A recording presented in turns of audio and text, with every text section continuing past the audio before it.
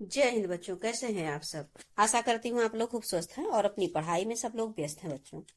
आइए हम आज आपके लिए अध्याय 5 सुभाषितानि सुंदर सुंदर युक्तियां, ये आपकी परीक्षा के दृष्टि से बच्चों मोस्ट इम्पोर्टेंट है। जितने हमारे क्लास 9th के बच्चे हैं, बस इसको पूरे कंसंट्रेशन से आप सुनिए और स्क्रीनशॉट लेके बस दोहरा लीजिएगा। परीक्षा तक आप इसको बार बार दोहरा लीजिए।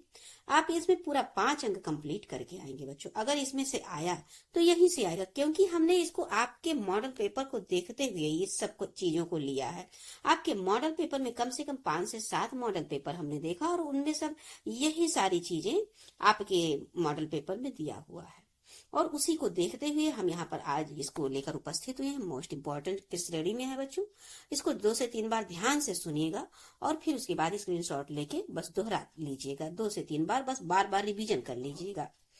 रिवीजन ही एक मंत्र है बच्चों, मूल मंत्र है सफलता का।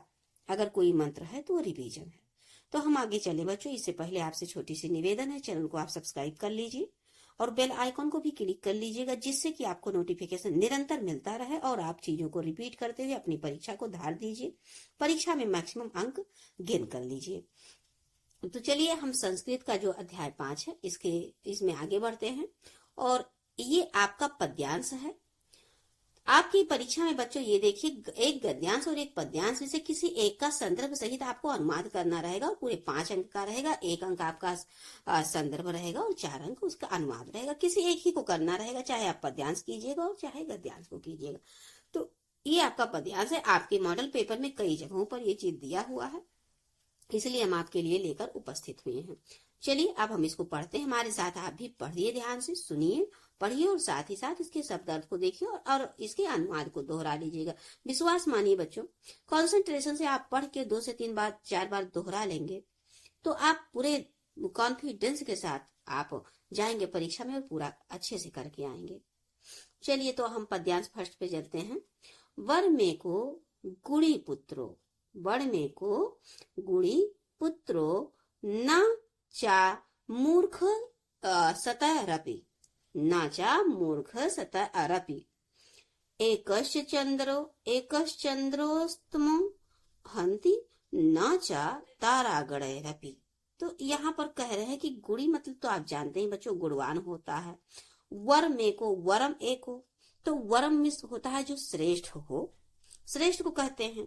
और सतरप मतलब बच्चों होता है, सत माने क्या होता है, सैकड़ों होता है। और अरपी, अपी लगा हुआ है तो भी लग जाएगा, सैकड़ों भी।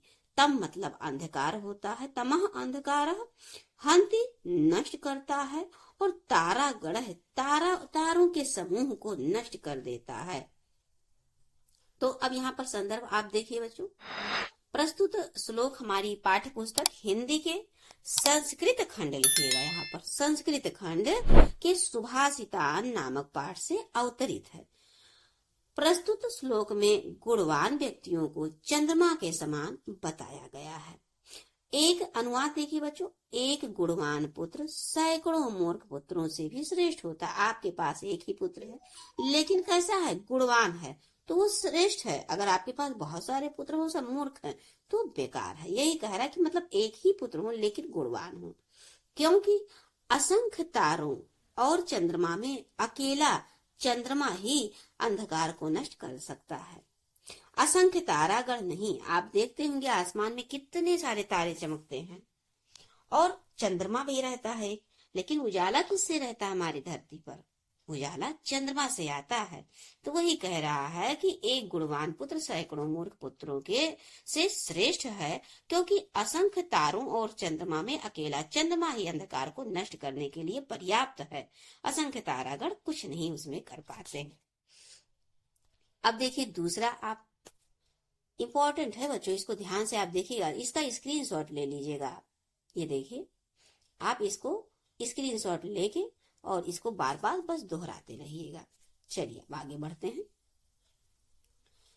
मनीषी गणः मनीषिणः सन्ति नाते हितैषिणः, हितैषिणः सन्ति नाते मनीषिणः, सुहृच विद्वानपि दुर्लभो निरणाम, यथ औषधम स्वादु हितम च दुर्लभम।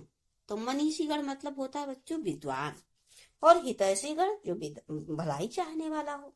सुहृद मतलब मृत, क्षमा करें बच्चों, मित्र। सुहृद मतलब और मित्र, चा इसमें लगा है ना बच्चों, तो सुहृद मतलब मित्र, और चा लगा हुआ तो और मित्र। निर्णाम मनुष्यों में, निर माने मनुष्य और निर्णाम मनुष्यों में, सप्तमी विभक्ति। यथा जैसे, औषधम दवा, स्वाद स्वादिष्ट, दुर्लभम कठिनाई से प्राप्त होने वाली। तो अब इसमें संदर्भ पूर्वक रहेगा, क्या रहेगा बच्चों आप जानते हैं। प्रस्तुत श्लोक हमारी पाठ्य पुस्तक हिंदी के गद्य खंड संस्कृत खंड के सुभाषित नामक पाठ से अवतरित है या लिया गया है। अब इसने पंक्ति में, दो पंक्तियों में क्या कहा गया, तो इस श्लोक में बताया गया है कि एक व्यक्ति बुद्धिमान व हितैषी दोनों हो। ऐसा व्यक्ति मिलना बहुत कठिन है कि मतलब बुद्धिमान भी हो और आपका हितैषी भी चाहने वाला हो। तो जो विद्वान ज्ञानी हैं वह भलाई चाहने वाले नहीं हैं, और जो भलाई चाहने वाले हैं वो विद्वान नहीं है। और जो विद्वान भी हो और भलाई चाहने वाला भी हो, ऐसा पुरुष मनुष्यों में मिलना उसी प्रकार कठिन है जैसे कि स्वादिष्ट व लाभदायक औषधि का मिलना कठिन है। आप किसी भी औषधि को लीजिए तो वो स्वादिष्ट अगर है तो लाभदायक नहीं होगा, लाभदायक है तो स्वादिष्ट नहीं है। तो इस तरह से आपका क्या कहते हैं, पाठ 5 का जो अनुवाद था बच्चों, इसको हमने कंप्लीट किया। अब आप इसका स्क्रीनशॉट ले लीजिए, आप इस दोनों का साथ में स्क्रीनशॉट ले लीजिए और इसको मोबाइल में थोड़ा सा बड़ा करते हुए पढ़ते चले जाइएगा, दोहराते चले जाइएगा। चलिए अब हम इससे संबंधित क्वेश्चन आंसर को देख लेते हैं।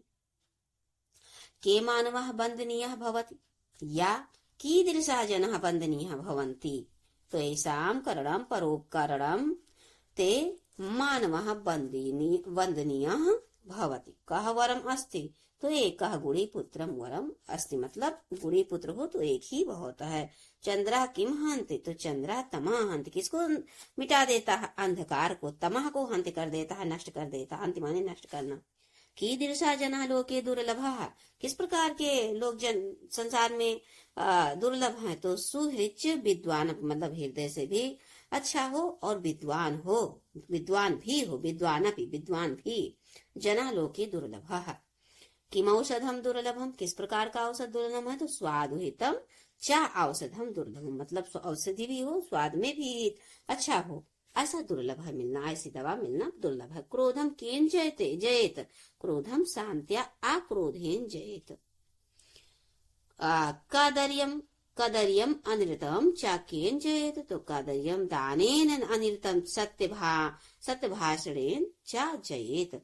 किम स्वल्पम अपि बहु, तो पर संतामपो अकृत्वाक खल मंदिर आगत्वाप संताम मार्गम अनुल्लघयम अल्पमपि प्राप्तम तत् बहु।